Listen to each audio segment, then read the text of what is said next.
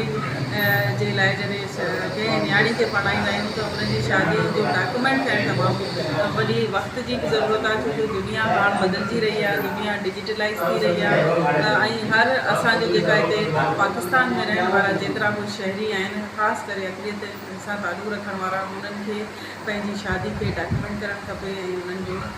जेका आहे रजिस्टर्ड कराइणु खपे। असां चाहियूं था त पाकिस्तान में रहण वारा ऐं ख़ासि करे सिंध में रहण वारा जेका हिंदू कम्यूनिटी सां बिलोंग कनि था उहे पंहिंजी शादी रजिस्टर्ड कराइनि, छो जो शादी रजिस्ट्रेशन हिकिड़ो अहम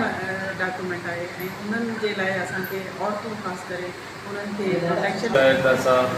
कम्यूनिटी खे वधीक एम्पावर करियूं या मालूमात पहुचाए त हीउ कानून तव्हांजे लाइ आहे ऐं हिन कानून में जिते तव्हांखे तव्हांजी न्याणी जो तहफ़ुज़ थींदो उते मुल्क जो कानून आहे नंढी उमिरि जी शादियुनि खे रोकण जो, उन ते बि अमल थींदो, को ॾोह न थी सघंदो नंढी उमिरि जी शादी वारो। ऐं उन लाइ नागरा जेको सर्टिफिकेट जारी कंदड़ इदारो आहे उन वटि बि मुस्लिम जे लाइ इहो आहे त उहो मैरिज रजिस्ट्रेशन सर्टिफिकेट खपे, पर जेको हिंदू कम्यूनिटी आहे उन जे लाइ इहो ज़रूरी न आहे, जस्ट कसमनामो जमा करायो ऐं पंहिंजो सर्टिफिकेट ठारायो। साईं जो चवणु इहो आहे त इहो जेकॾहिं नागरा सां ॻाल्हाइजे ऐं उनखे बि ईअं कजे त असीं बराबरि जा शहरी आहियूं जेके हिंदू मुस्लमान हिते रहूं था, त असांजे लाइ कानूनी तक़ाज़ाऊं साॻियूं हुजणु खपनि, प्रोसीजर बि साॻिया हुजणु खपनि, त जीअं मुस्लमाननि जे लाइ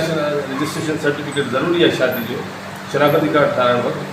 अहिड़े ई तरीक़े सां हिंदुनि जो बि जॾहिं शनाख़ती कार्ड ज़ाल मुड़ुस जो ठहे थो त उन में उहो सर्टिफिकेट लाज़िम करार ॾिनो वञे। ॿिए पासे पंचायतूं आहिनि, मुखी आहिनि, उन्हनि सां ॻाल्हाइजे, कम्यूनिटी सां ॻाल्हाइजे, काउंसलरनि सां ॻाल्हाइजे त जीअं उहो माण्हुनि खे मोटिवेट कनि त भई तव्हां पंहिंजी ॿारनि जी शादी जेकी करायो था उन्हनि खे शादी केरु बि करायो, भले पंहिंजे पाड़े जो पंडित पंहिंजी फैमिली जो माण्हू बि कराए, पर रजिस्ट्रेशन जो जेको तरीक़ेकार आहे उहो सर्टिफिकेट तव्हांखे मैरिज जो पंडित जेको रजिस्टर्ड हूंदो उहो ई तव्हांखे ॾींदो। इहो ई मक़सदु आहे त असांजी लोकल गवर्नमेंट ऐं